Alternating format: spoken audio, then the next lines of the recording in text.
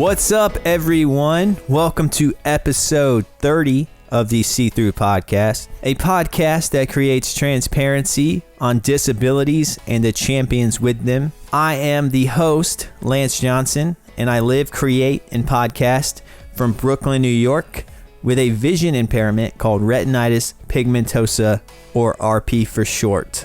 My guest today is super close to me, as we not only share the same retinal disease, retinitis pigmentosa, but we also share the same mom. My guest today is my very own sister, Kari Jester. For context, I am the youngest in my family. My sister Kari is the oldest sibling, but I also have an older brother named Clint, and I'm super tight with both my brother and sister. So it's needless to say that I'm pretty hyped for this episode.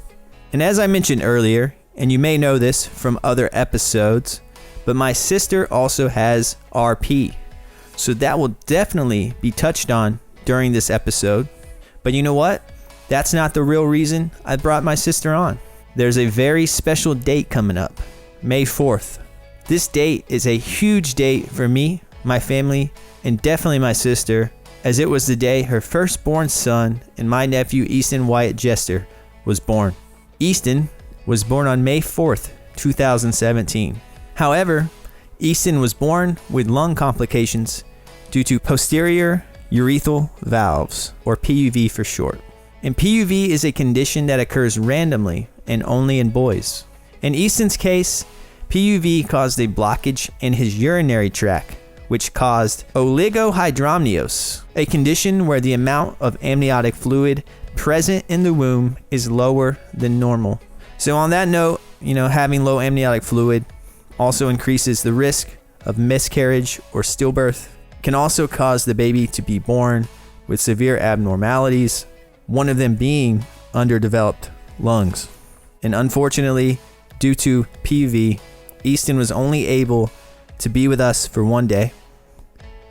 My nephew Easton passed away on May 5th, 2017, and I thought to celebrate his birthday, it would be an appropriate time to chat with my sister Kari about Easton.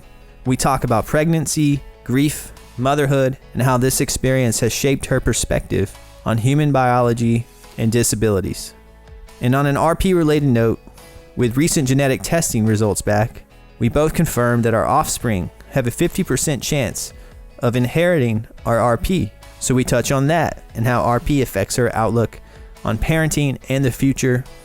I know this intro sounds super heavy, and it is, but I promise there's definitely some glints of humor and hope found in the episode. I won't lie though, we do keep it very real in this episode. This is definitely the most raw conversation I've had on the podcast, and I've been wanting to do this episode for a while.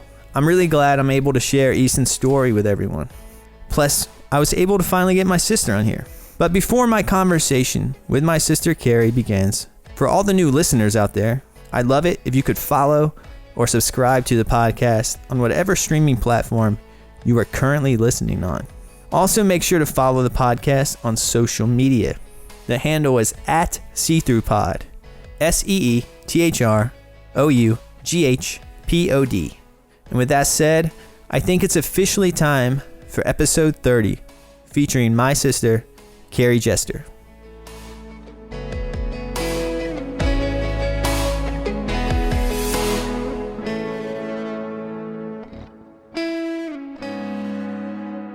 All right, I think we're good there. Recording here. Shay, recording on your end. Recording. It feels weird to as a podcast host, I feel like I need to put a show on, but it feels weird. It feels weird to do that in front of you. Because it's well, I can turn off my camera so you won't see me if that makes it easier. But I don't want you to think that I'm treating you like you're just any guest. But technically right now I am a guest. Okay. So that's true. You do you. For those listening, I'm asking my sister questions that I obviously know. We're not long lost siblings, and I'm not catching up. But I have to ask these questions so everyone knows what we're talking about. Yep. So, you are Kari Jester. I'm Kari Jester. Originally Kari Johnson. Hence, yes. But you sounds like you got married. So I did get married, yes. So your name changed to Jester. So you're Kari Jester. Mm-hmm. Technically, I'm Kari Johnson Jester. Okay. I like to keep that Johnson in there. And you live in Ada, North Carolina, which is where you're at right now. Yep. We talked about Lennox earlier, who is your daughter, and the babysitter is watching her right now, so you can talk to me. Mm-hmm. You can send me the bill later. Will do. And then Brock is your husband, and he's at work right now. He's at work. So that's kind of the backstory. You are my older sister. I have 2 older siblings. You're the eldest sibling. Mm-hmm. Then there's Clint, who's my older brother. And then there's me. I'm the youngest. And we're all the baby. We're all like 2 years apart. 3. Yeah, 3 years. I meant that. Yeah. But yeah, that's the back. Am I missing anything? No, I think that's the gist of it for so far. This conversation is something that's kind of out of the ordinary, I would say, for the Johnsons, because we're kind of like keep everything like to ourselves. We're very like private people. Would you agree with that? I would, yeah. Yeah, I think that is accurate. But, it's funny that I'm saying that. I'm the guy with the podcast. You always... Right, well, that's what I was going to say. I was going to say, some of us more than others. Yeah. But I think we all have a degree of it. Yeah. Well, I'm very private about certain things. But, like, when I'm on the podcast... I'm kind of fair. I'm up for anything, but there's certain things like personal friendships and relationships. I'm like not going to go into details about. Well, just like anybody, there's stuff you just want to talk about openly and can easily talk about, and there's stuff that you don't want to. I think that's for anybody. But yeah, I'd say the Johnsons. Maybe I'm just speaking for myself. But we can be weird. And we keep stuff inside and private. And it's not like today we're going to be like going wild with exposing ourselves to our thoughts. But it does feel a little different. Like, all right, we're talking in a public format about something so personal. Sure, yeah. I mean, I've been, I've talked about things in therapy, but not in a format like this. So, but I'm excited about it. Well, the good thing is we can always not release this episode. I think it'll be good. Like I said, we're going to talk about personal. This episode is probably going to be the most personal episode that I ever do, even though it's not even really about me, because I talk about RP all the time. Retinitis pigmentosa, or RP for short, is what I'm talking about, which you know all about because you have it yourself. Yep. Me and you never really talk about RP. I mean, just, things like I went and had the genetic testing done, or how much we hate going to the appointments sometimes, things like that, kind of more on a surface level. Yeah. But no, I guess we haven't had like a true hour-long sit down about our deep feelings about it yet. Yeah, again, that's that Johnson way. But we never really talked about RP because I always wonder, because you're older than me, and sometimes I wonder how it's affecting you versus in comparison to how it's affecting me, like whose vision is currently worse. Yeah, I do think that I'm lucky in the sense that mine must be progressing slower, because I think you've mentioned this before in other episodes, but I'm still driving. Yeah. I still do certain things that you have decided not to, which I won't drive forever. Brock and I were talking about that just recently, that, it won't be, a lifelong thing where I just continually renew my driver's license. So at a certain point, I'll make that same decision. But I think that, and I don't have any, we haven't compared our tests or anything from our appointments, but I think I have a feeling that yours maybe slightly worse. Yeah, I think so too. I think Wow. I think I have more I have like blind spots in my central vision, Yeah. Yeah. which I don't know if you do or not, but like Possibly, it's hard to tell. I mean, I think we both get things like the floaters yeah, I had those all day long. and other things like that. But it's getting harder. You get, at least I do. I get used to what my vision is, and I'm like, well, this is just what I see. And then when someone asks you a question, it's hard to describe your vision. Yeah, because people get confused. They're like, "Hey, but you can see, so obviously you're not blind." But you say you have something, and then it's like, It's hard to put into words sometimes. It's the easiest thing to say is, yeah, I can't see things in my periphery yeah, very well, but there's other things too, like we just talked about, other symptoms, other things that we see or don't see, and those to me are harder to explain. yeah. Floaters are hard to explain. I explain floaters as like you close your eyes and rub them, and then like the weird light Like display stars. Yeah. is what floaters are, and like I don't know about you, but I like see those like all day. I don't see them all day. I see them occasionally. Yeah, it's almost constant. Really? Yeah, but yeah. Anyways, we never really talk about RP that much, and I'm fine with it. I we can talk about it if you want to. Well, yeah, no, I mean, me too. There's nothing that is holding me back. Like I'm open about it. I'm fine with it. So yeah, I mean, that there's no reason why we haven't. I guess is what I'm saying. I'm sure we'll talk about it more the older we get, and the more it like Yeah. affects us, and the more we have like to deal with similar things. Yeah, I agree. So you were talking about Linux earlier. Linux is about a year old. Approaching a year. Yeah. But Linux is not your firstborn child. That's right. Yeah. This is like a weird thing to transition into. Go for it. But Linux isn't your firstborn child. You had a son. Yep. Easton, and Easton was born on May 4th, 2017. So about, not exactly, but right at a 3-year gap between Easton and Lennox. Hey, like us. Yeah. Exactly. Yep. It's a good age difference, I think. So,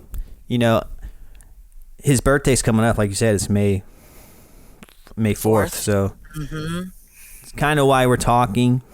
And, we're going to talk about RP a little bit. But what I wanted to talk to you specifically about was your kind of experience with being pregnant with Easton. So maybe let's just, for the listener's sake, give them some context on about Easton and who he is. Yeah. So he was born on May 4th, 2017. But to kind of backtrack a little bit into my pregnancy with Easton, it was normal and healthy and perfectly great up until 30 weeks when Brock and I went into a 4D ultrasound, which is an elective ultrasound, which means it's not medically necessary, but they ask if you want to do these types of ultrasounds in the 3rd trimester because you can see their faces, you can see them smile, and the 4D is really cool because it's a lot of detail. So we went in to our doctor's office for that, and at that appointment, basically, it was observed that I had little to no amniotic fluid.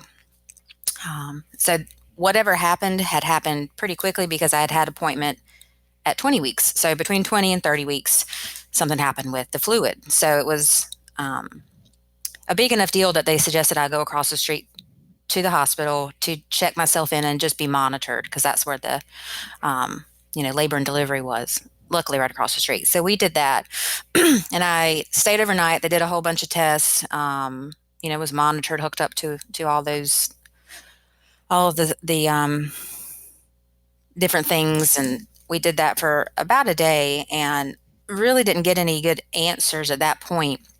In the hospital here where I live in Greenville at that time did not have a full-time MFM doctor, which is maternal fetal medicine.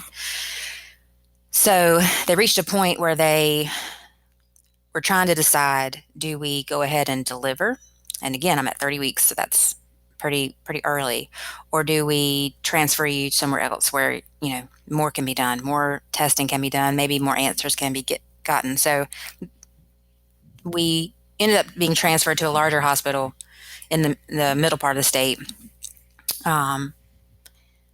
and from there, more tests were done, like lots of tests, like a MRI. I think I had done. I had a placenta biopsy. We had the extensive genetic testing done from the placenta biopsy. All the physical exams you can imagine. So it was tons of fun. But at the end of another day there, they told us that they think what might be the cause of the low fluid was something called PUV, which is posterior urethral valves. And that's basically where a flap in the urethra or urinary tract kind of is covered over when it's being developed in utero, and urine can't escape. So it's kind of essentially a blockage in the urinary tract.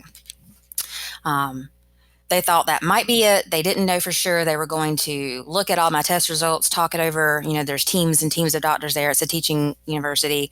They discharge us. They said, come back in a week and we'll go from there. So we go home, our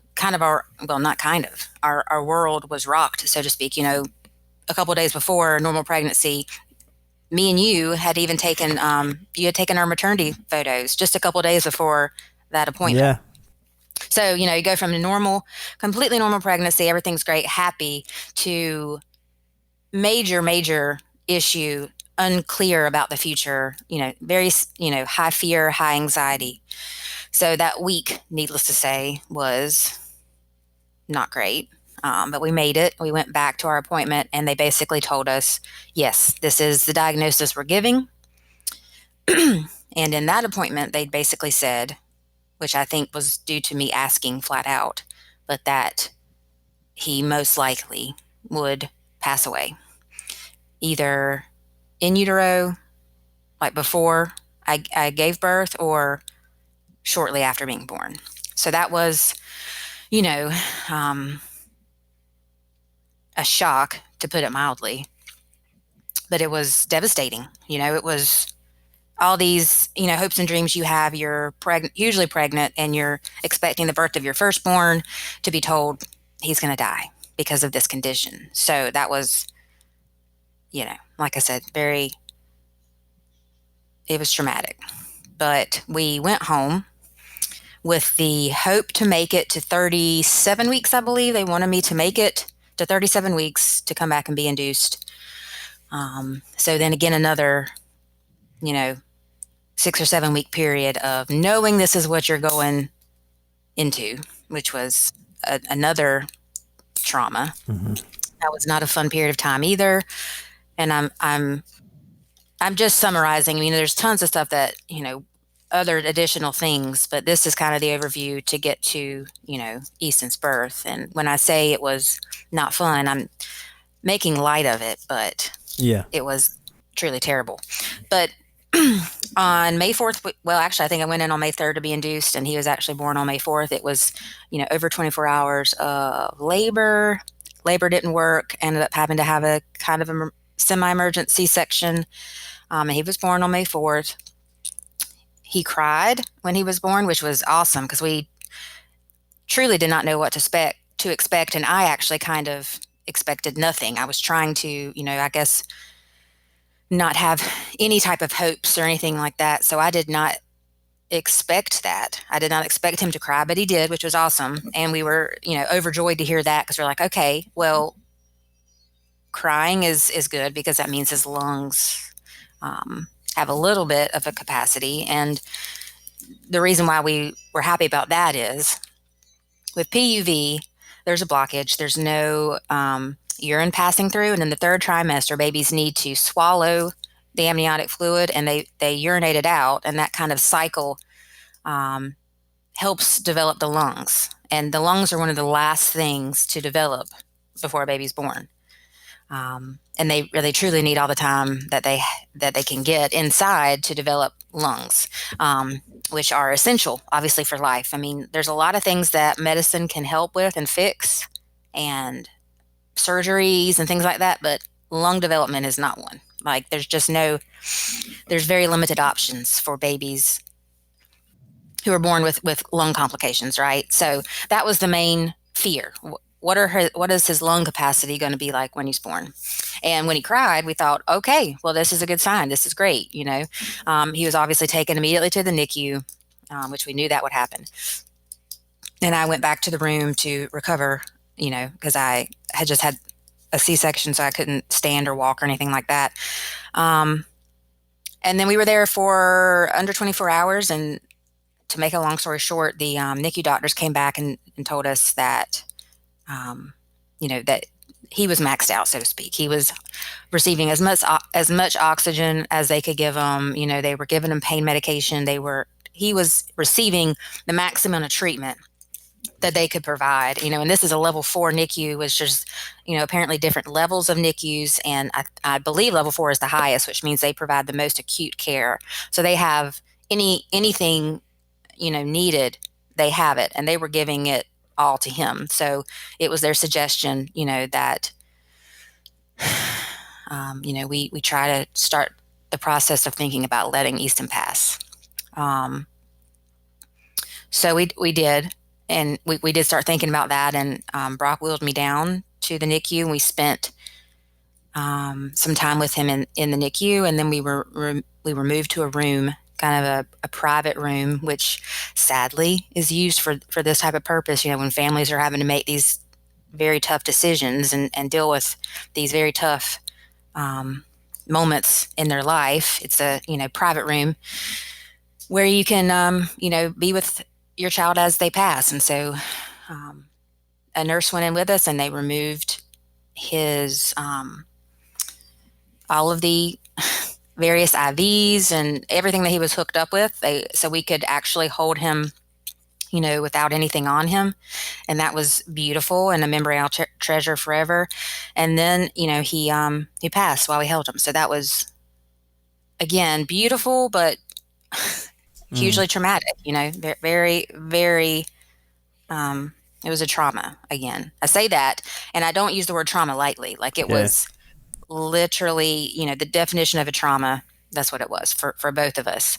And truthfully, I do remember things, but a lot of it, and especially after he passed, like the time period between that and when we were discharged, is kind of a blur, which I think is normal. I mean, I was on some pain medication because I'd had surgery. And then it's just, your brain's, I guess, probably it's a attempt to protect, and a lot of it, some things are kind of blurry to me. But I don't know if that, answers everything you were looking for in terms of it's hard to, throw it all out there, but essentially, posterior urethral valves is the diagnosis for what he had. And to give just a little bit more information on that, it's extremely rare. It's a random occurring, just a malformation of development in utero, and I think it's 1 in 8 to 10,000 infants are born with it, and it only occurs in boys, boy babies. Yeah. So, and we learned all of that stuff after the fact, because when we went to, became pregnant again, skipping ahead with Lennox, we went back to the same hospital because we were at that point considered high risk. And with all the genetic testing we did with Easton, and we did further genetic testing with Lennox, just to make sure, but we were told, the chance of that happening again was, I think, less than 2%. Something extremely low. So it is rare, and it's only in boys. So when we found out we were having a girl, it was a relief, because that was it's always, even being told it's a less than 2% chance, it was still a fear, still in the back of our mind that, oh God, yeah, don't want to have that fear. And because we were pregnant up until 30 weeks with Easton, and then kind of, the bottom dropped out, going through a second pregnancy with Lennox it was hard to feel relieved up until the very end. It's like you never really want to feel too comfortable, too secure because of what happened with Easton is, we got the shock of our lives and the opposite outcome of what we thought would happen. So it definitely affected us, obviously, but it affected us with our second pregnancy with Lennox. And if we had another child, it would, I'm sure, still be in our minds, even though everything went okay with Lennox. It's not something you forget, it definitely is ingrained in us now to be worried, to have worry that a lot of people don't have and get to be blissfully ignorant about. Yeah, yeah. To recap, I think that was a great explanation, but yeah, it's a lot, So, you're 30 weeks pregnant with Easton.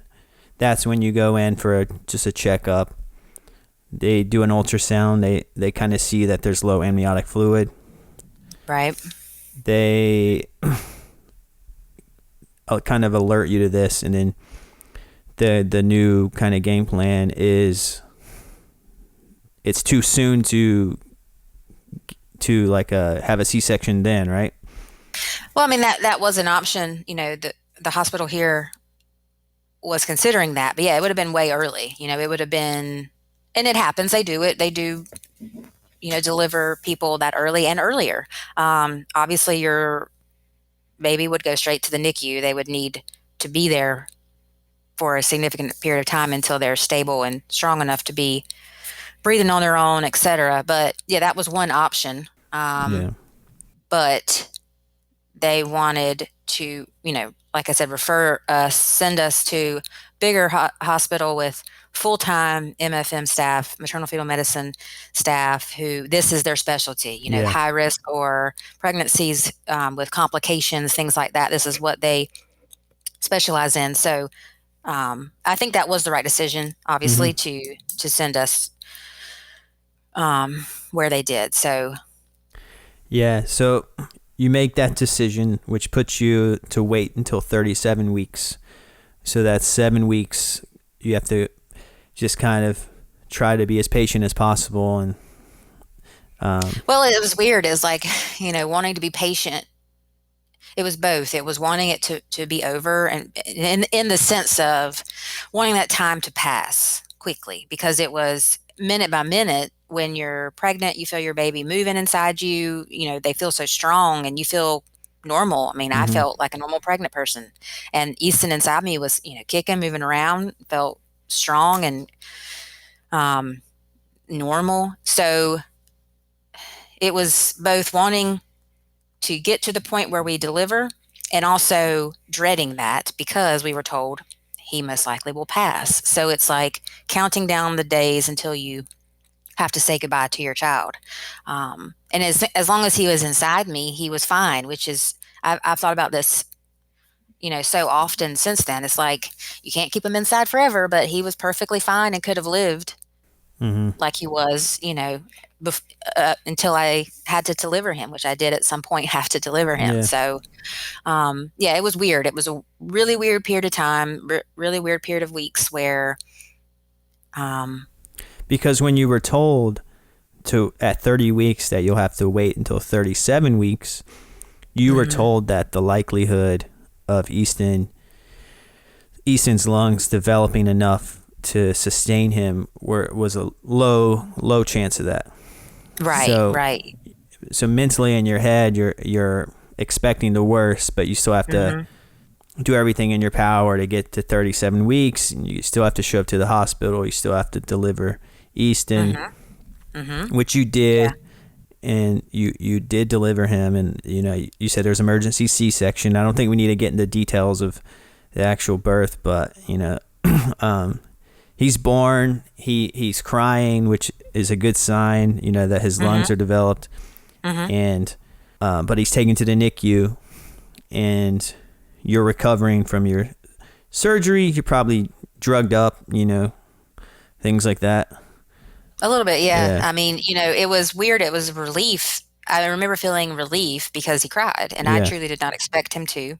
I expected it, honestly, I expected it to end and be over right there in the operating room. I guess I am more of a, I think realist. Some people may say pessimist. My husband is definitely an optimist. Yeah. So we balance each other well, but I am thankful in this specific instance that I think I mentally prepared myself for the absolute worst case scenario, which was either he wouldn't even make it through birth and I, would deliver him stillborn, or I would give birth and he would die or pass away immediately in the NICU. I mean, in the operating room or delivery room. Yeah. That's kind of for some reason what I thought. I guess that's just me thinking, what is worst case scenario on that side of the spectrum.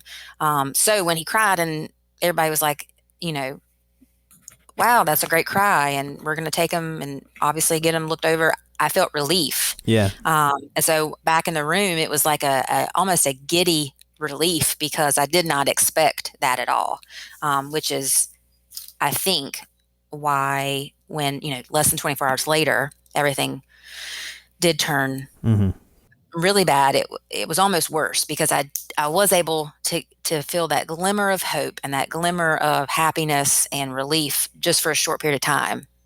So it was kind of an up and down. Yeah. A dramatic down and up and then back down. Yeah, and I remember being at the hospital when he was born, and I was able to see him, when he was in the NICU and they had the respirator on him and all that. And everyone was optimistic. Everyone was really optimistic. It's like right. I think it's like a survival mechanism, because it's like such a hard position to be in. It's like that's the way your brain tricks you into not just falling apart. That is a hard truth for a human to accept. Yeah. The death of a child, or especially a newborn baby, it's your brain doesn't want to go there. It's like, surely that can't happen. Yeah. Surely that won't happen. It'll be fine. It's a hard truth to process and to accept, for sure. Yeah. So he was in the NICU. They were doing all they could. Just lungs weren't developed enough due to, you called it posterior urethral valves. That's it. Yeah. PUV, which is a rare occurrence, only in boys. You said about 1 in 8 to 10,000, I believe, is the occurrence. And it's due to his kidneys and urinary tract weren't fully developed, so therefore he wasn't urinating. Yeah, it's like a tissue or valves that grow where it shouldn't in the urethra, and it just prevents the passage of urine through the urinary tract. So, and that is a tiny little flap. That's the valve in PUV, and it just is a random occurrence that this little tiny piece of tissue grows where it shouldn't. Yeah, and then so that caused him, which I didn't know before this, but that amniotic fluid is urine, essentially. Well, yeah, I mean, you have amniotic fluid, and then in the third trimester they start swallowing it, which is to help them learn the swallowing mechanism it builds. I'm motioning you. Your listeners won't be able to see me, but I'm motioning to show when you swallow it, it helps. When they swallow the fluid, it helps build, the parts of the body that are in the throat and down onto the urinary tract. And then, they urinate, babies urinate it out, and that cycle is continuous. Yeah. Yeah. And this is sad to say, I don't even still fully understand how that, what the specific link medically is, to the fluid and lung development, but I just know that there is a connection and that it's needed and necessary, and that lungs, last thing, of course, one of the, if not the most important, besides brain and heart, to develop, they require that. So due to that, his lungs weren't developed, and after a day in the NICU, the doctors kind of reached their end of options of what to try to help, and then you and Brock have to make the call. And, right. Very hard decision to do as parents. Yeah. So you make that decision, which had to be the hardest decision you ever made. And probably will ever make. Yeah. I hope. That's the hardest decision I ever have to make. definitely. And then, so after that, they put you in this special room, and they kind of unhooked Easton from everything that he was hooked up to, like IVs and respirators, and you guys got to have a moment with him as he passed away. And then I was lucky enough to be there to hold him for very briefly. We wanted it to be just Brock and I when he actually passed, and it was. And then, we brought in you guys, like you and Mom and Dad, our mother and father, afterwards to see him and hold him. So you guys were there for that, which was I'm very thankful for. Yeah, I remember that very intensely. Mm-hmm. And I describe it as the hardest thing that I've ever had to experience. And I'm just your brother. I'm not even the one going through it. So, right. Yeah. And like, I sometimes think about it, and then I try not to think about it because it upsets me so much. Yeah, I mean, I totally understand that. It's we're chatting and, saying the words. Yeah. About this is what happened, and we did this and you did that. And it's kind of weird because the words don't do justice to the type of moment or event that it was. Yeah. And I can definitely understand how that would be hugely affecting to you. And, again, truthfully, traumatic in its own way, in the sense that it's something that affected you and you think about a lot later, and you try not you avoid thoughts of it. That's essentially, can be a trauma. What is a trauma to people? So yeah, I agree. It was traumatic for me, and but I don't regret at all, like, being in the room, and I don't regret holding Easton at all, and I treasure that moment. Handsome guy. Super handsome, probably. Well, parents are,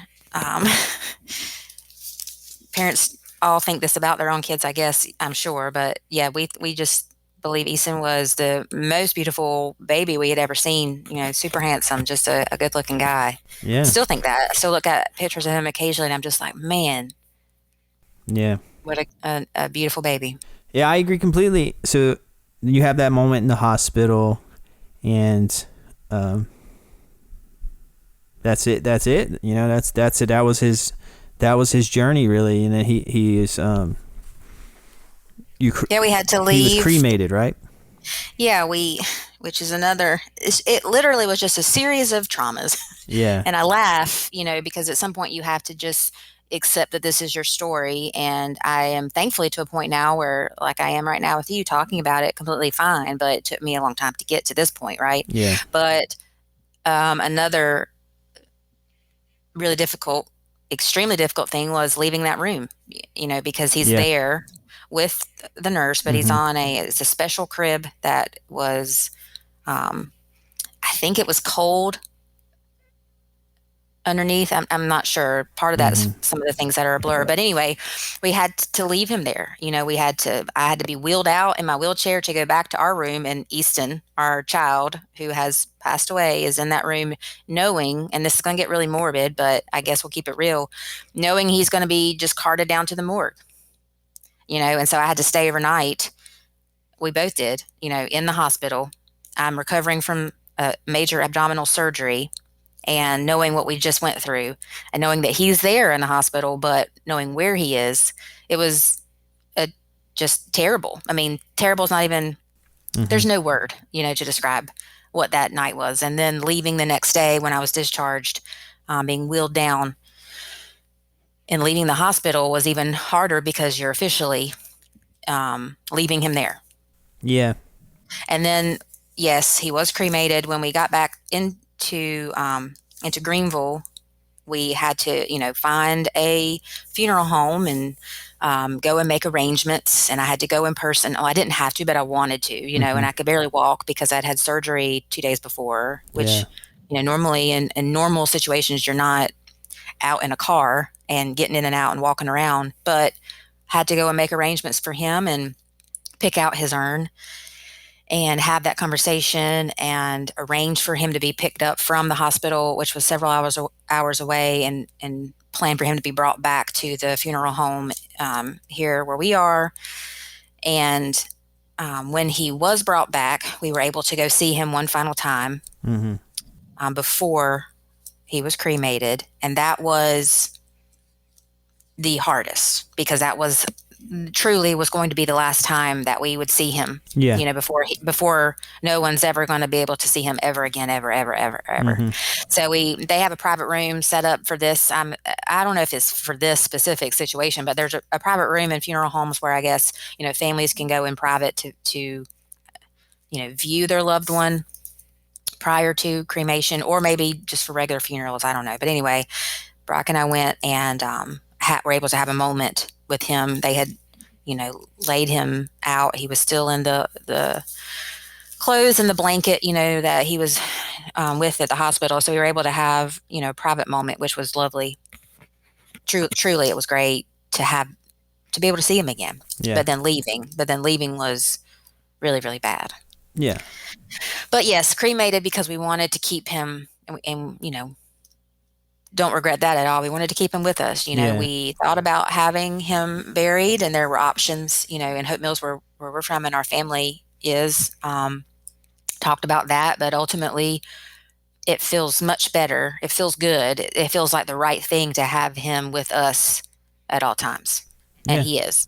And we picked out it's a beautiful wooden box, with his name and birthday and all that engraved on it. So we're happy with the fact that we're happy with our decision, and it feels good to have him with us. Yeah, no, I think that's great. And I do think the wooden box is slick. Yeah. We put, well, not a ton of thought, but I mean, we looked at, it's a weird thing to do to shop for an urn for your son, but we found one that we thought was a perfect fit. I think weird is like a massive understatement for everything. It's like, you're talking surreal. about it. It feels weird to like talk about it and just say these things. And because it's like, for me personally, it's something that you never think is going to happen to you. Like, Correct. It's not that like we were both naive before this event that like this happens to people, like we knew. Babies die and pregnancies, end and complications happen. It happens all day, every day, and across the world, unfortunately. But for some reason, and I'm sure it has to do with, humans' ability to self-preserve, you never believe really that's going to be you that it happens to. Yeah, exactly. Until it is. Yeah. And then, this happening, this, what happened really, just felt like a nightmare in terms of like, you're like, I didn't think this was going to happen to me. A living nightmare is a great way to and describe it. And I think, and then it's not like it's just one thing, it's event. It's like it's like I said, it was a series of traumas. Yeah. Starting from the trauma of being told in the ultrasound room to see the tech's face change.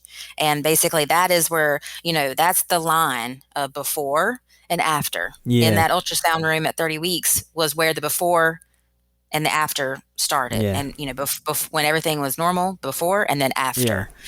So that was, trauma number one. And then it's just a series of traumas that kind of progressively got worse. As, time and went it's on. a common, like a double whammy of mental and physical hits, Yes.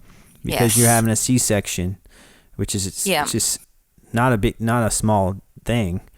No, I mean, that's a major abdominal surgery where you were, cut open. I mean, people know what C-sections are, and they're incredibly, it's a big deal, and it's hard to recover from. And you do need, in the most ideal and perfect scenario, you need rest and low stress and all that to recover fast, right? Yeah. And, you know, typically in a normal situation, a woman who's recovering from a C-section, has her baby, which is a huge happy distraction. This is the baby that you were pregnant with for the past 10 months. This is what you wanted. You have that in front of you. That's a great happy distraction. You're focused on your newborn and not so much your physical recovery. I mean, yes, there's things you have to pay attention to, but my point is it was a different situation entirely to recover from a C-section, have breast milk come in, and have to deal with getting rid of breast milk in terms of like putting cabbage leaves in my bra and being in pain from that, and dealing with the surgery, incision, trying to heal that. Huge physical stuff, and then mental anguish. Yeah. It was just No, terrible. yeah, it's yeah, that's I think that's what, it's not just Easton's death. It's everything snowballing, that kind of creates all this trauma that, even I experienced as your brother, just from witnessing it and thinking about you going through it. And, how people say, like, don't mess with Mother Nature, and like Mother Nature is going to do whatever it wants. And there's, I kind of think that like humans are the same way in terms of like our DNA and biology, This kind of opened up me to start and kind of, I don't know if I ever told you this, it's like got me more interested in like the human biology and like how everything's wired and everything like that. And like, I think it, I talk to people with all sorts of disabilities on this podcast because that's what they're living with, like our RP is, our genetic code. There's nothing we can do about it, Yeah, and then there's Easton's, his condition, what he was born with, and there's nothing he can do about it. No, and about PUV, I mean, it's a spectrum, which I didn't say this earlier. Yeah, there are babies born with PUV who, it's a range. It's a range of severity, and some are born with it and may have to have, kidney transplants or go on dialysis, think pretty big deals, things like that, but live, normally, I guess is what I'm trying to say. So Easton's obviously was on the other side of the spectrum with, morbidity, like death, not sustainable with compatible with life. So yeah, I definitely agree. And I have felt the same way in the sense that my mind was opened to how just minute, tiny things in human development can be so impactful, can make this tiny little flap that randomly occurred where it shouldn't, ended my son's life at 1 day old. So I don't know if that's kind of what you're saying or not. No, but that's what I'm talking about. It's just like literally how our bodies were formed because of our coding. It's as simple as that. And like, there's all sorts of things like, I would describe PUV as, Easton was born with a disability. Yes. And even if let's say he survived, like he would still have to live with different symptoms of that. Like it's not going to be like a full-on recovery, even if they were able to sure. Absolutely. Yeah, it would have defined his life if he had been one of the lucky ones who was on the other end of the spectrum and it was, survivable.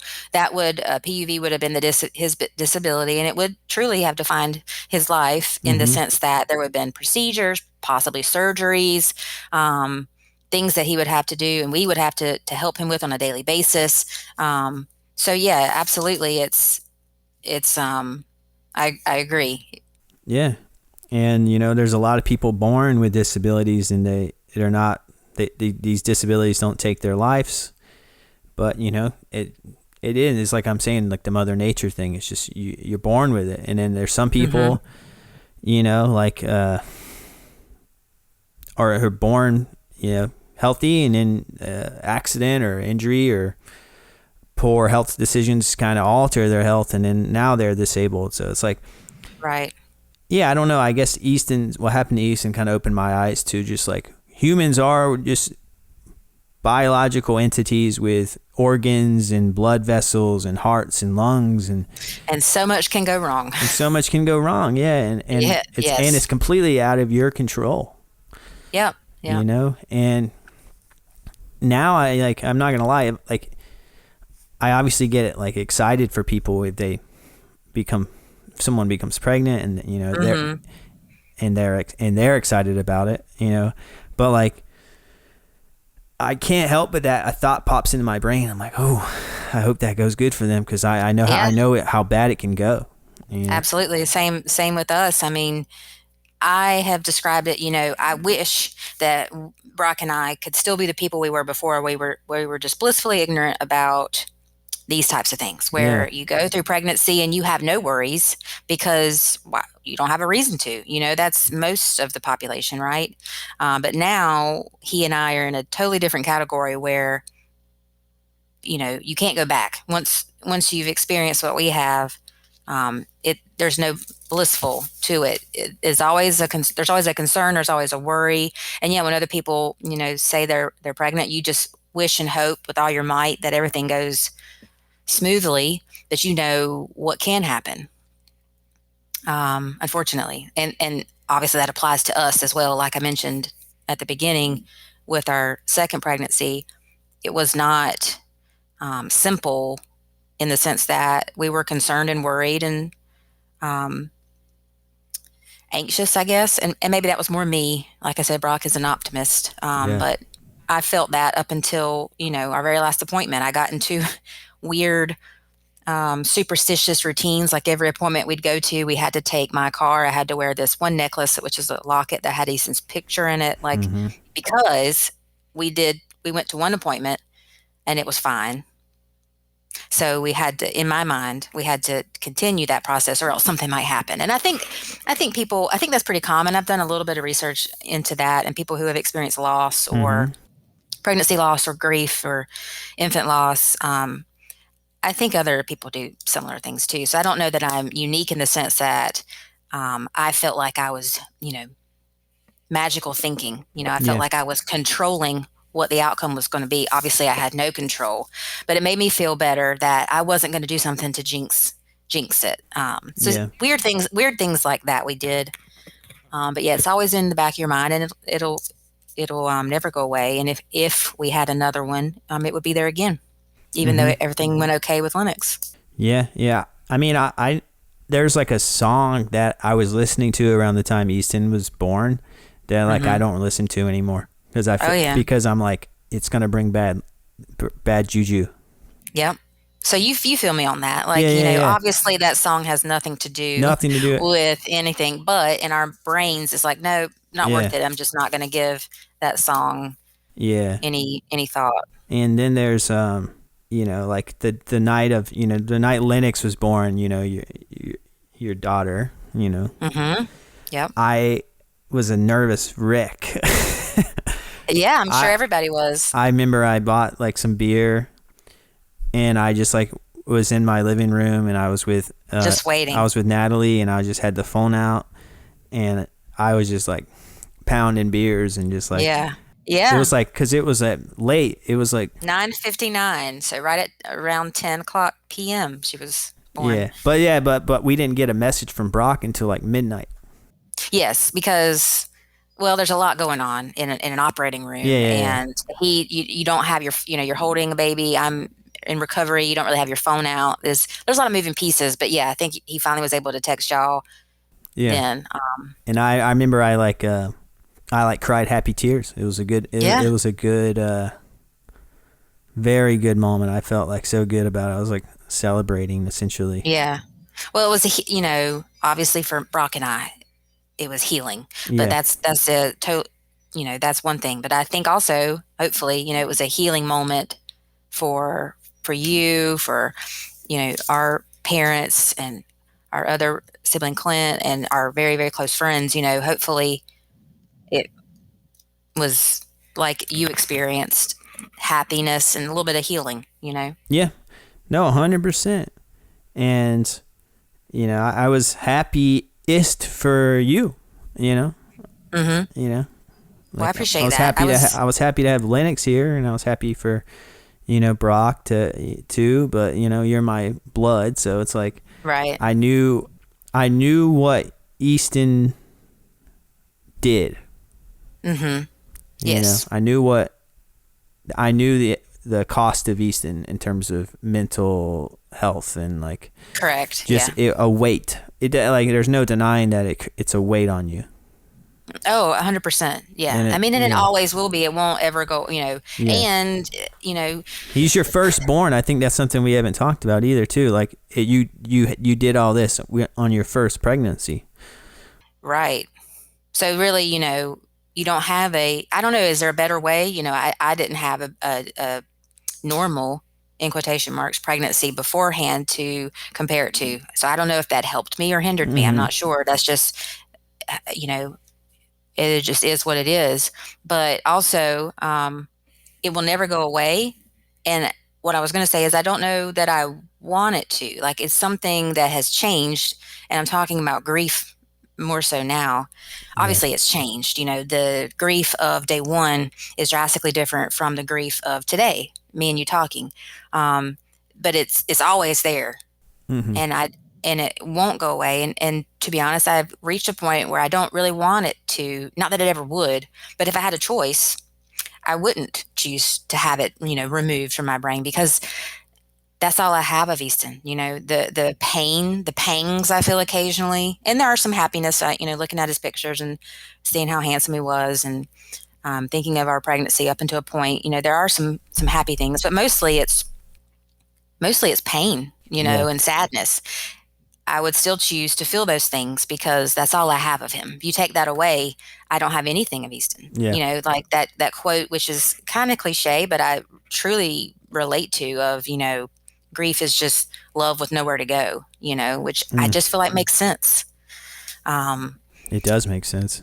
So yeah, grief of in the moment back then is different than now, and the analogy, I don't know who came up with this. I think it was a therapist at some point, but it's all over the internet. People probably heard of it, but the ball in the box. I don't Have I know. told you about that? No. But and I probably will explain this wrong, but essentially, imagine a box with a ball in it, and there's a pain button. Fresh off a trauma, that ball basically takes up the whole, fills the box, and that pain button is just constantly being pressed. Mm-hmm. It's constant. You don't really get much relief. Mm-hmm. As time passes, the ball shrinks and it's bouncing around in the box. So there are periods of time where you are okay, but occasionally that pain button, as the ball pings around, is going to get pressed, Mm-hmm. randomly, sporadically.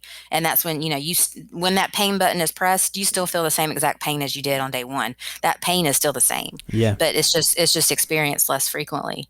And I think that's it's so true, because just random things, driving down the road, you're 100% fine. And just randomly, something will happen. You'll see something or hear something, or who knows. And, you feel grief and you feel sorrow, and it's immense, but it Yeah. passes. And thankfully those are, it's not happening all the time, but it still does happen, and it still hurts a lot. But again, like I said, I don't, I mean, that's obviously normal, and I wouldn't choose to rid myself of that Mm-hmm. if I had the choice. Yeah. Well, what it sounds like is like you're comfortable being uncomfortable. Yeah. And it's a weird world, the whole, to grieve a child loss, or, the death of a child or any loved one. I can just speak for myself personally. And I'm not even speaking for Brock. He and I grieved differently, and Mm-hmm. every human does. But even in a marriage, when you're two parents and you both experienced the same loss, you're going to grieve completely different. And we did. And that's really hard. And a lot of marriages struggle to make it. And it was not easy. Yeah. But yeah, it's basically choosing, or not choosing, but getting to a point where, like you said, you're comfortable being uncomfortable, where the pain I feel when I think of him or when I am reminded of him, it's not welcome isn't the right word, but it's what I have of him, and I'm okay with it. I've reached a point where I'm okay with it. I guess that's the best way I could explain it. Yeah, like in a sense, you do welcome the memories because it's him. Yep, and like I said, that's all I've got. And that's all you and have. a few pictures. So, yeah, I do. Yeah. Yeah, I mean, that's kind of why I got my tattoo of the dogwood flower. Mm-hmm. Like, for those listening, I have a tattoo on my arm of a dogwood flower, and that tattoo is for Easton.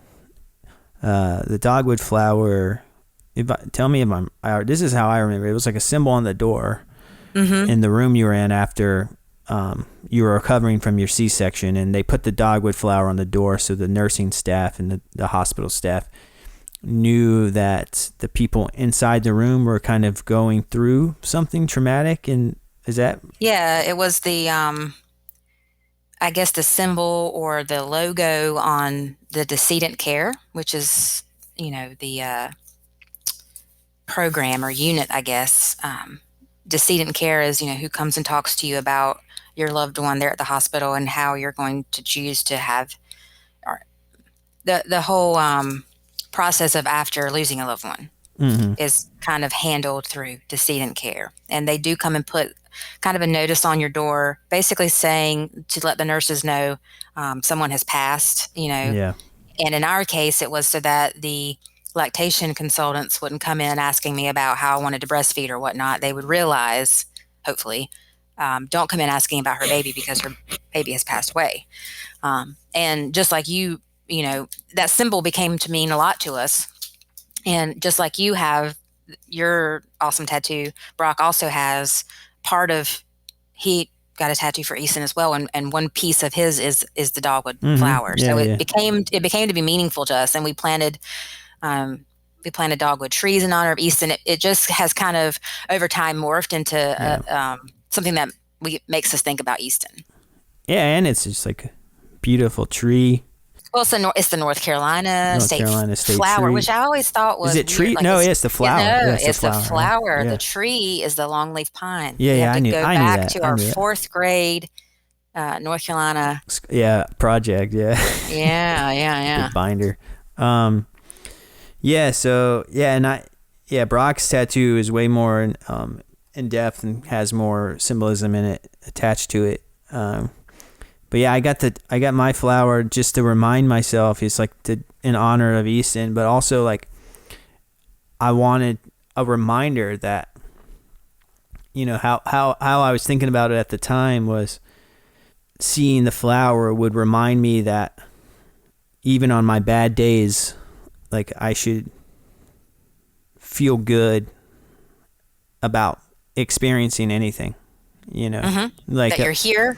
Yeah, like I have RP, and like sometimes that gets me down, but then at the end of the, like if I truly want to put myself in my own place, RP is tame when it comes to disabilities. Like they're I'm not down. Yeah. I don't want to downplay anything, but like you're still here with us. You're still alive. You're still living your life.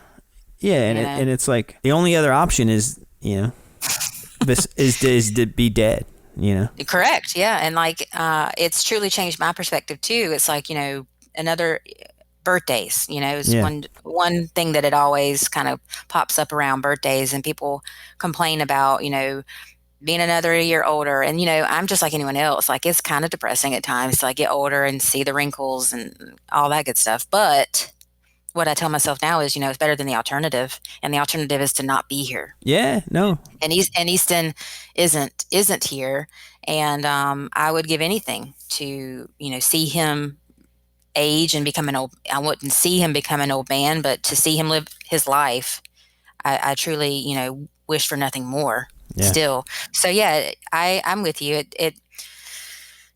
It's a good thing to try to remind ourselves of that. Frequently. It's hard to do, but it's good to do. I don't know. I think of little things. Like, I think of just like the fact that I got to, like, experience like going to like high school prom, or drive a car, listen to a song and then feel something from it, get married, fall in love.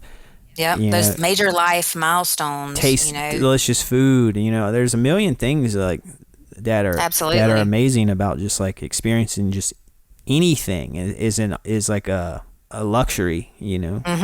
And yeah, it truly is. Life is so fragile, and we've said, this was like a, slap to the face, eye-opening experience that we didn't want, but basically, shook us awake and said, life is fragile. Yeah. It's super duper fragile. And appreciate, the life you have if you're still lucky enough to be living it. And it sounds all beautiful and kumbaya and all that. It's hard to, even knowing that and even living what, I've lived through, it's still hard. It still takes work to remind myself, but that's just human nature. You can't obtain perfection, overnight and then live the rest of your life never having to work on anything. It still takes work. Yeah. We have a really good reminder in our family, unfortunately, or fortunately, however you want to look at it, that life is fragile, and to really, truly appreciate what you have. Yeah, no, I agree completely. And another thing I wanted to talk about with you is like, you obviously had a grieving process that still, never really ends. Mm-hmm. But it just changes. It evolves. So, during your grieving process, I wanted to ask you, like, did that feel isolating? Because you went through something that is rare, Mm-hmm. There's no one around you who has underwent anything even remotely close. Like, did you feel like did you feel misunderstood? Like, did you feel like you couldn't take anyone's advice because they didn't go through it? And like, did you feel just like, I don't know. I'm just curious about your thoughts there. Yeah. I mean, thankfully there wasn't anyone in my immediate circle that went through or has gone through exactly what Brock and I went through, thankfully. Right. Yeah. But yes, to answer your question, it was a really weird place to be post Easton, in the sense that Easton had passed. We were in the grieving process, trying to get back to our new normal, and life just goes on. I mean, the world keeps spinning, like people just continue on. It seems insane when you're in it, when you're like, for me, it seemed absurd that people would just go to work and people were just driving down the road. Like, it was crazy, but that's obviously a normal interpretation for someone who goes through a traumatic and traumatic event and is grieving, to feel shock that things can just keep on going per normal, because nothing feels normal to you.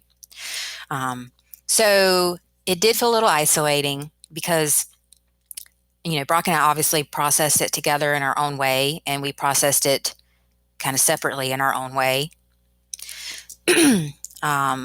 So beyond talking to him and to friends and to family, it kind of is an internal process. It's more internal work that you got to get through, because talking about it is wonderful and necessary. It's a necessary component to healing. But a lot, if not most of the work, has to go on inside me, with the person grieving. And I did go to therapy, and that helped. But again, and I don't want to downplay therapy. It was very helpful. I think I know I recommend everyone at some point, or all the time, go to therapy. The benefit of sitting in front of someone who doesn't know you and just opening up and talking completely openly about your inner thoughts with no worry of judgment. And then you could possibly get back some good insight or helpful advice. I mean, like, that's just amazing. I feel like everybody should do that. So put that out there. But therapy was helpful, but it was just one piece of it, and I had to choose what I said and when I said it. I guess you don't want to be, or Mm-hmm. I didn't want to be that person who was like constantly Debbie Downer, constantly talking about their dead kid. And I say that, I can say that now, but that's essentially how I felt. Yeah. I don't want to be that weirdo. They're like, oh, Kari, God, she can't talk about anything else. She's always depressed. I didn't want to be that person. So you do kind of try to put on a brave face, put on a smile. Um, but truthfully, you can only do that for so long before that just becomes a burden. Yeah. It becomes too hard. And thankfully, I was able to kind of make it through that rough period where I felt like I had to be fake and happy in front of people, Mm-hmm. where I truthfully can now be, I am happy when Yeah. I'm happy. And if I'm upset, I feel comfortable with being upset, even Mm-hmm. if that happens to be around people. Yeah. So that period of time before I got to this point was kind of lonely and isolating. Yeah. Does that make sense? Yeah. Yeah. Yeah. Definitely. It makes total sense. And I imagine you're trying to get back to normal life. You got to at some point you got to you know you got bills to pay. You got to work a job. You have a Mm-hmm. marriage. You have a dog. You have a family. Mm-hmm. You have Yeah, to. the world keeps turning and you Yeah. got to go back to the grocery store for the first Yeah. time.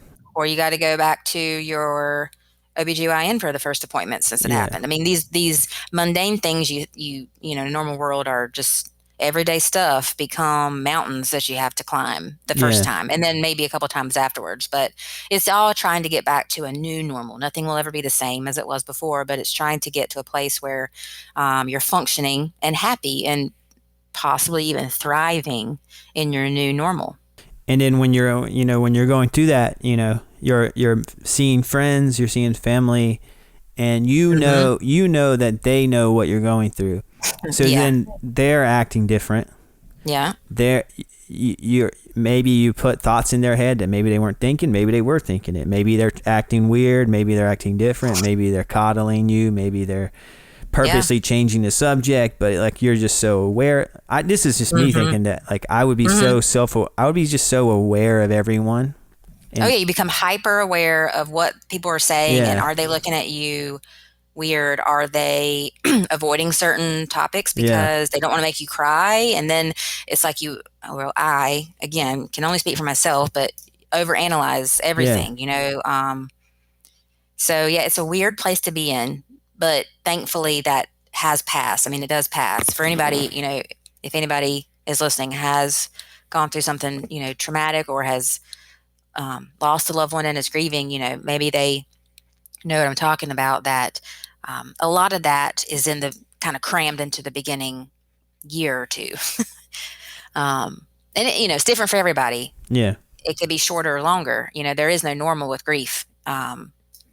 But yeah, I can just say thankfully I'm to a point now where I don't do that overanalyzing. I'm not as hyper aware of hmm, everybody's what they're saying and their vibe, and I'm not so aware of, do I seem normal enough right now? Do I seem happy enough right now? Like if I feel like I'm going to get upset, can I disappear for a few moments with no one noticing? And did I succeed, or did someone notice me leave because I had to shed a tear or two and I just wanted to do it in private? And is that making things weird? I don't even care about any of that anymore, which is freeing, and it's great yeah, to not be in that place anymore, at least. yeah, yeah. I would be real in my head. Yeah, it's very easy to do, and it's all part of the healing process to get to a point where you have to leave those worries behind, you know. Yeah, I don't know. It's like people probably gave you advice, unsolicited advice. Sure, sure. You know, there's probably spiritual advice. There's all Yeah, sorts of wide things. range. Wide range, Hmm. and it's like you appreciate that they're giving you advice, but at the same time, you're like maybe you're not in the mood to be you're not in the mood to like talk about it, and then you got to put on a face because you want to be polite. Yeah, that was a phase I had to that was a struggle initially, I guess. Yes, every people are well meaning, and Yeah, people want to help you. It's you know hopefully you don't have people, if you go through something, you don't have people around you that would intentionally say something to upset you. So you do have to kind of go in it with the mindset of people are well-meaning. People are trying to help me. But yes, sometimes that does not help. And sometimes it actually does the opposite. And in the beginning, it's you find yourself, or I found myself in certain situations where I was comforting others. I was telling someone that I was upset, or running into someone and having to tell them Easton passed, and then they're obviously embarrassed or shocked, and then they're upset, and you're comforting them, which was a really weird situation I found myself in, more than once. You get really good at it, of talking to strangers, like you're at the grocery store, someone asks you, you got kids? How do you want to answer that question? Do you want to answer it honestly and potentially create an awkward situation? Do you lie, but then feel guilty that you didn't tell them about your child, because Easton did exist? I have just said, I made the decision that in those situations, I would do whatever felt right in the moment. Like if it felt like I could say, yeah, we had a son, but he passed away at 1 day old. If I felt like I could say that and get through it, and just breeze through it, then I would do that. If I felt like it would make this weird, awkward situation, or if I felt like maybe that person I didn't owe that person the truth, I would just, kind of gloss over it and say, no. So just weird situations you don't think about if you haven't, lost a loved one, where you're out in public or having to comfort friends or family or coworkers, whatever, is, and the beauty of it now is, again, in the healing process, you reach a point where I don't feel compelled to comfort others. Yeah. Like I still come across, there's still times where I'm going to say, have to mention Easton, and I don't feel the compulsion to, pause and make sure I don't sound sad and make sure they're okay. I'm more at peace with that now. So that's another, I guess, more progress, another example of progress that's been made. But grieving, especially in the beginning, there's a lot of weird stuff that I never knew about. Yeah. That I thought about that, in the sense of like, it's probably a lot in common with someone who's like maybe gets diagnosed with something later in their life, Definitely, or they go through like an injury, like a spinal cord injury, and then let's say you have an injury and then you're become a wheelchair user, and then you see someone you haven't seen in a while, and then you have to explain yourself.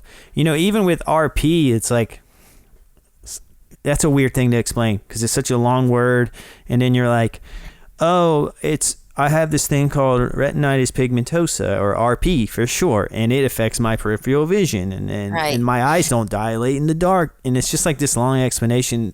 But do you feel like when you are in those situations where you're in your normal life, Lance, and you're just out there and about, and it happens to come up, do you feel like you downplay it, or do you feel like you try to make it normalized so that the person you're talking to doesn't feel awkward or weird? Yeah, I don't want to make them feel weird, which is weird. Yeah, because I don't know them.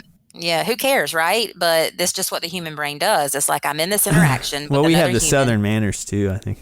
Well, true, and that I'm sure factors in a lot. But it's like you when you're in an interaction, you don't want to be like, let me make this interaction super awkward. Let's talk about something really depressing. In New York, you just be like, fuck off, I got a visual impairment. Exactly. Yeah. I need more of that, I guess. Yeah, sometimes it's like we got to change our tune maybe. But yeah, and I think I've talked to different people about how they like to say things, and your language changes. You get kind of good at like condensing it.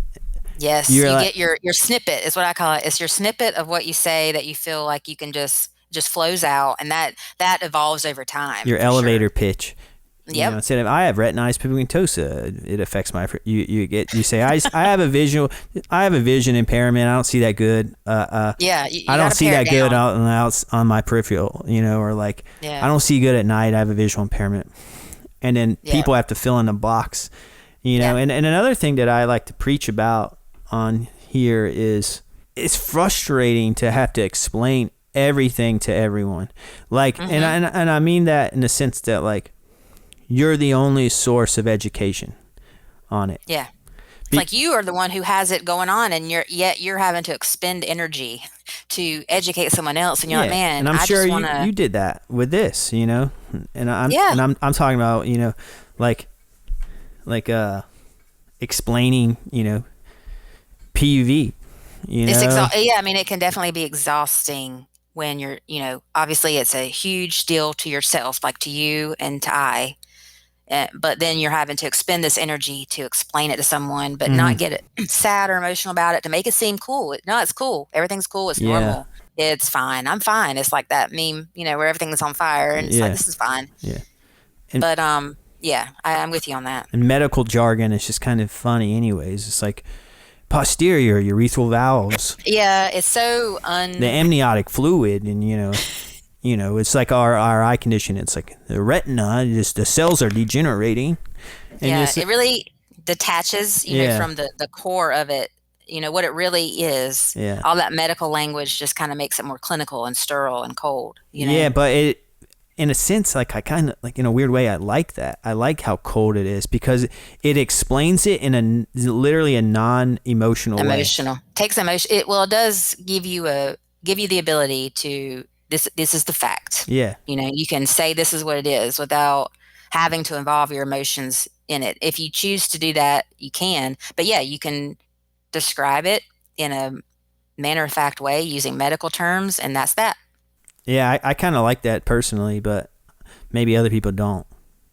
Yeah, I'm sure it's probably it probably varies, you know, person to person. But I'm with you that that's helpful at times, for sure. Yeah.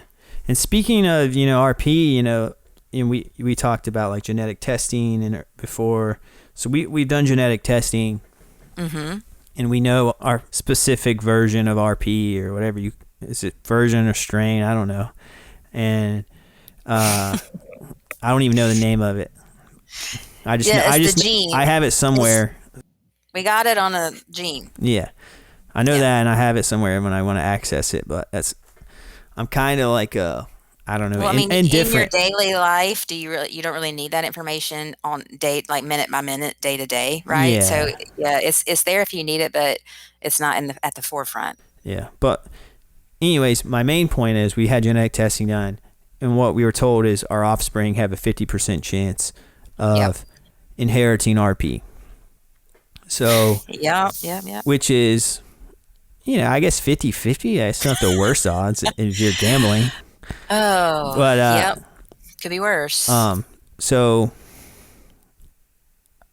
I think this is a transition. You know, you just Lennox, your daughter now is about to be a year old, my niece, and everything went super smooth with that pregnancy, super healthy and adorable, cute girl. So I guess that's the depressing question is, do I worry that she'll have it, or will it prevent me from having other children? Well, you're predicting it. You're pretty close. Like the question is like, obviously it didn't deter you from having her or Easton, you know. Right. So, but does that thought worry you at all, or did Easton's what happened to Easton kind of just crush any concerns? If Easton had not had PUV and he had, you know, he was with us today, he'd be turning 4 years old in a few days. If that was all good and great, RP probably, yes, would maybe be just a slightly bigger on my radar. Would it be huge and all consuming? No. Yeah. But because of Easton, because of the extreme, you know, trauma that was Easton and his death, truthfully, RP is it has shrunk in my mind the importance, and I don't want to downplay it saying that RP is not important, that it's not, you know, for people who have it, like myself included and you, that it's not a huge life-altering thing. But I guess just for me personally, in the grand scheme of things, like we talked about earlier, just being thankful to be here and live a life. You know, sight is obviously not required to be alive. You don't need your sight to live, and it's only one sense of many. Yeah. There's so much life to be lived even without sight. And these are things I try to tell myself too, because I can get, depressed, just like I know you can. Mm-hmm. Anyone who with a disability can, has their highs and lows and can feel great about it one day and really down about it another. But these are things I try to tell myself, that yes, Easton helped in the sense that what happened with him and what we've lived through and all of that has made RP much less of a fear. Do I want my daughter to have RP? Absolutely not. Do I want, if we had another child, would I want any potential future child to have it? No. You want your children to be perfect and great, but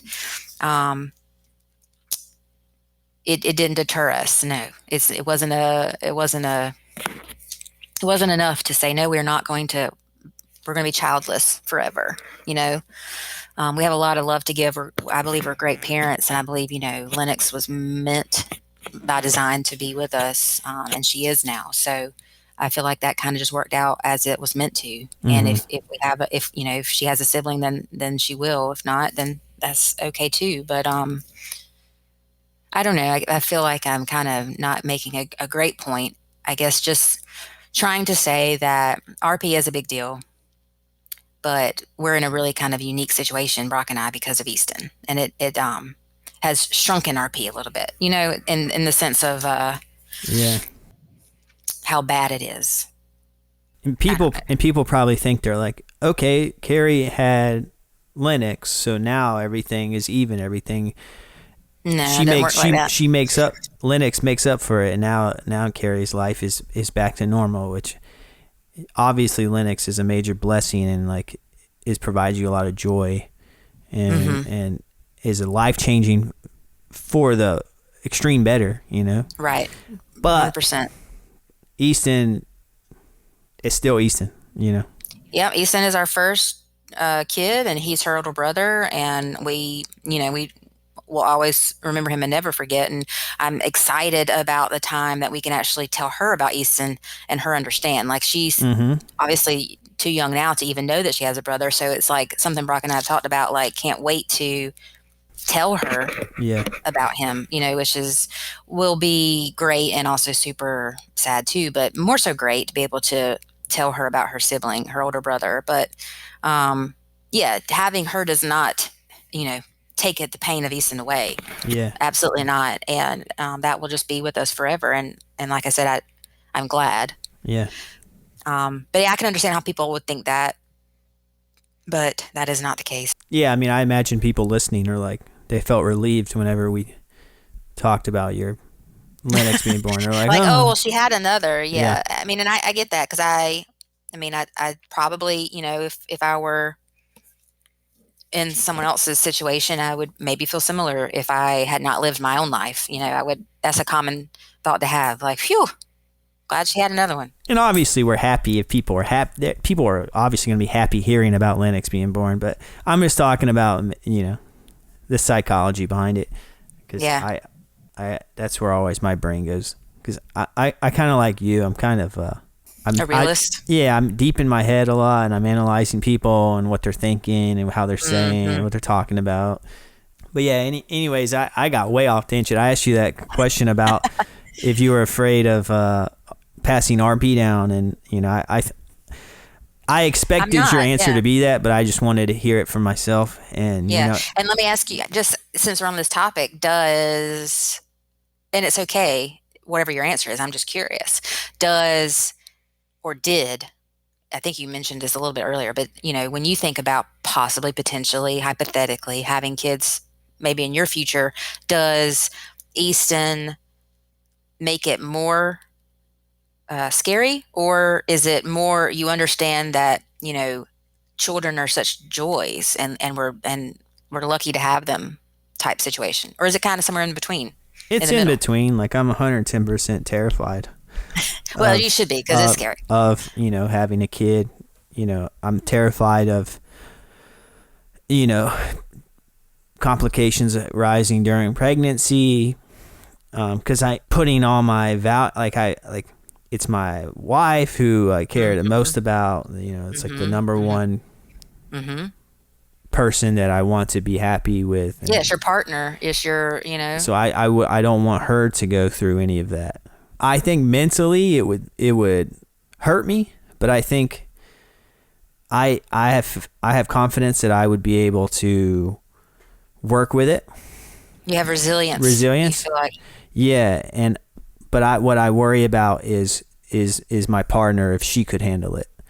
And what it's it never would, something you want and your what, partner to go through. and the effects it would have on like my marriage, and just like anything. So I worry about that, and I also worry about the pain it would cause me personally, but I worry more about my wife's pain. And then also I just worry about having a kid in general, like with a visual impairment. I had this like nightmare scenario, like going to a park and like I can't, like I lose track of my kid, right, and I can't find them, and then I lose them, and then like that like that's just one little scenario, but like that's like a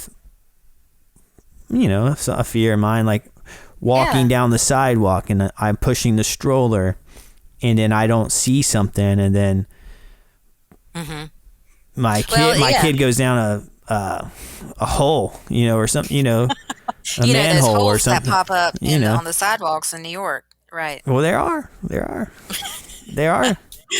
I'm just joking, but you know what I'm saying. saying. I totally understand what you're saying, but what you would do and what you're going to have to do is you just you plan for things like that. Yeah. You plan, you put a plan in place, and you're like, maybe I don't do X, Y, and Z solo. I always have a partner with me when I do this, and that's the safe thing to do. But these other things I feel comfortable doing by myself. You put a plan in place. Yeah, and it takes two. Obviously, I do get bummed out because I do feel like Natalie is going to have to do more than me as a parent, because she's going to be the one who can drive. She's going to be the one. So like that bums me out because, obviously as a man, you want to be like, yeah, I'm the man. I'm going to drive the kid to baseball practice, and, I'm going to take the boat out. I don't live in. How else are you an American? Right. Yeah. Like how am I, everything is centered around driving, or at least, or maybe it's just because I think about it. But I mean, I live in New York City now. I don't have a car, and I don't have a driver's license, but like, I think about that, and I think about if Natalie thinks about that, if like I have like these insecurities, like, does Natalie wish that I could drive? Does she wish she could be with someone? She could go on a road trip with a guy who's just behind the wheel, hair blowing in the wind, like. Like, your hair can still blow. Yeah, exactly. In the passenger side, equally as magnificent. But I think that you just got to try your best to let those types of things go, because you'll drive yourself insane. I mean, I have to do the exact same thing. Do I want to choose to slowly go insane with all these hypotheticals? And I live in the what if worst case scenario. That's where I live, and it's terrible. It's so I'm laughing stressful. Because I'm the same way. I don't think you know that I'm this way. I think like younger I was more like carefree. I think I don't know everybody, what. Yeah. But these days I'm just like. Well, the world sucks. Ask Natalie. She makes fun of me all the time. She's like, "How did you go from there to there?" Yeah. In your thought process. Oh, yes. Brock is the same way. I mean, bless his heart and bless Natalie's heart for, these trips they have to go on with us, these mental trips they have to go on and help us through. Yeah. Brock does at least. But it's just part of who I am, and it sucks, but I'm working on it. And that's what I was saying to you is you just got to try to get to a point where you can identify when you're doing it. Like, oh, okay, I just went from A to Z real fast. Yeah. Let's try to rein it in. It's so much easier said than done. But this is me giving you ask for advice. Yeah. And I think it's fair to note that you have 2 master's degrees in. True. I am a licensed therapist. You're a licensed therapist, so even you know what? We haven't said it. I've never said it. I actually just thought about it, but even a traumatic event like that, still, it's traumatic to even a therapist. Like no one's immune to anything, and another Yeah, just thing. because you've gone to school for, in a certain field, and, because you potentially have certain knowledge Yeah. or whatever, or have worked in a certain area, doesn't mean you're immune, to the human condition, and that you're immune to grief Yeah. or whatever. Just like therapists love and feel anger and feel jealousy and feel joy and happiness, so do they feel sadness and grief, Mm-hmm. and just because, it's that age old thing of being able to give great advice doesn't mean you're going to be able to follow it yourself, because sometimes you just have to go through the process. And that is applicable here, knowing what I knew about certain things beforehand.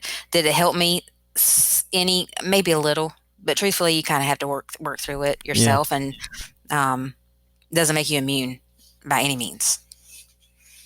Yeah. No. Yeah. And Therapists still need therapy. I'll just say that for sure. Maybe sometimes more. I don't know. yeah, it's a good. That could be a TV show. Therapists getting therapy. Yeah. Therapist in Let's. therapy. I like it. Let's get something together. Pitch that. But look, this is officially the longest episode I've ever done. Awesome. Hour and 40 minutes. Who knows what that is going to be? When I smooth out the edit, whatever.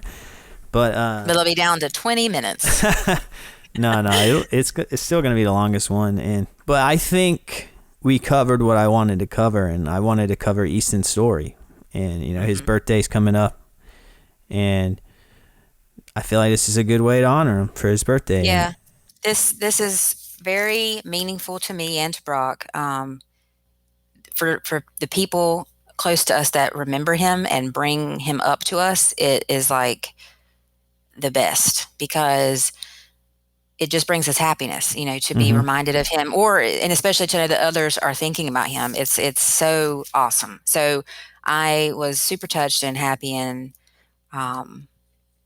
just glad to hear, that you wanted to do this for his birthday, and that just basically that you still think about him. Like, just to be told that, our family and friends still think about him is fantastic.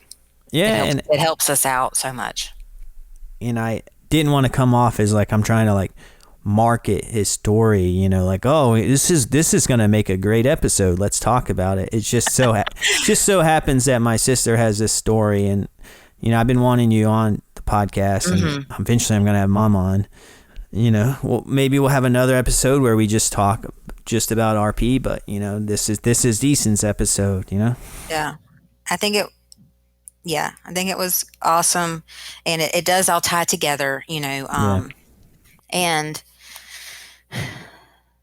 I'm hopeful that when you go to edit this, we check the boxes that you want to, because there's so many different topics here. Like, grief is a topic you go on about hours about, Yeah. and pregnancy and parenthood and parenting, and the genetics component of it. There's a lot of different stuff here that we talked about that could spin off a conversation for hours. So there's a lot to unpack.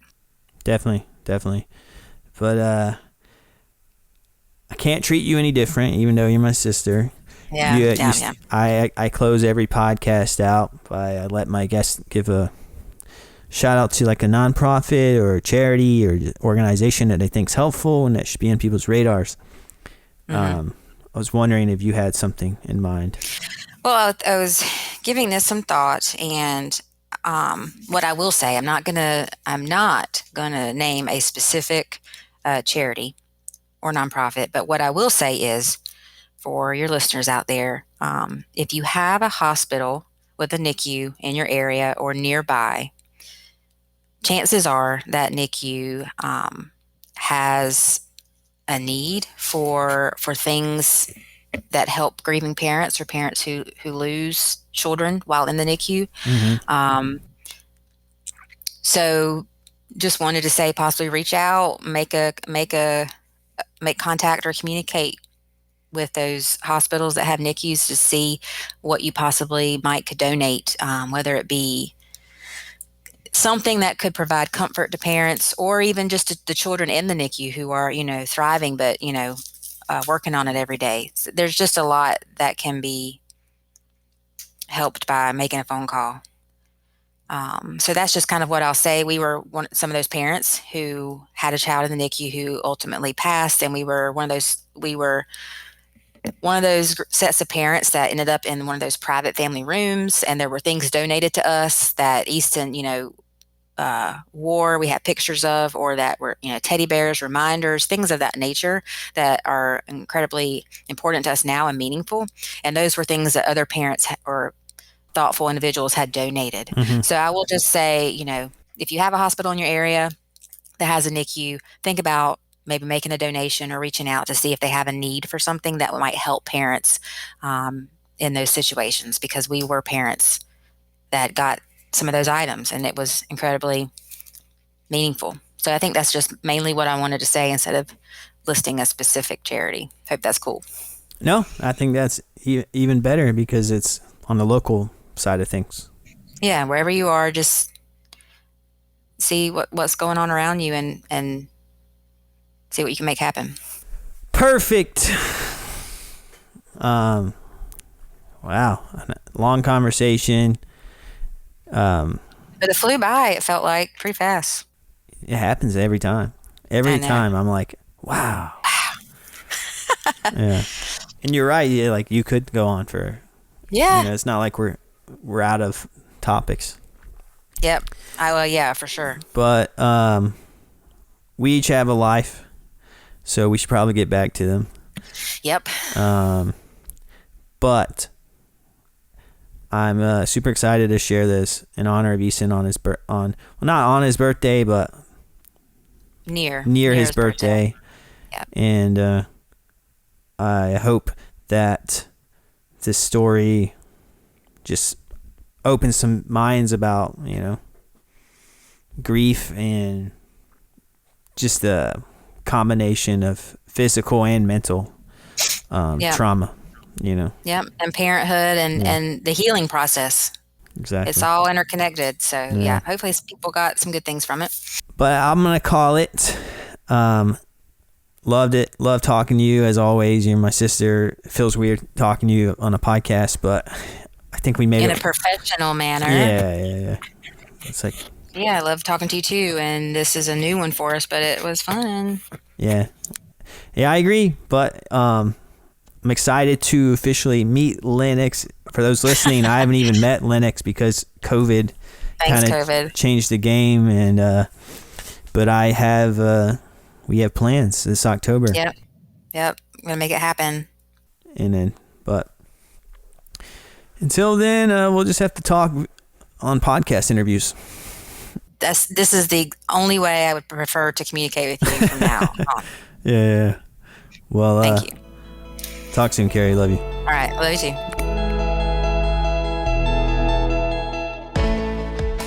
And that's episode 30, featuring my sister, Kari Jester. Heavy stuff, but great conversation. It felt very strange for me to talk to my sister in such like a formal interview type of scenario. So hopefully the awkwardness isn't too apparent, but it was weird. Next, I'll have to have my mom on the podcast, everyone get a little glimpse into my, personal family life. But since this is the longest episode I've done to date, I won't keep this outro long at all. As my sister said, find a local hospital or NICU unit. Maybe contact them and see what they need, how you can help them out, items to donate, etc. And if you have anything you want to say to me personally, feel free to DM me. You can DM me on social media. The handle is @seethroughpod. Give us a follow there as well. You can also email me at theseethroughpodcast@gmail.com. And if you want to learn more about this podcast and hear other episodes or maybe check out more content, just visit seethroughpod.com. Yeah, that's all I have for this episode. I'm really appreciative of everyone's time. Thanks for listening. And until next episode, stay transparent.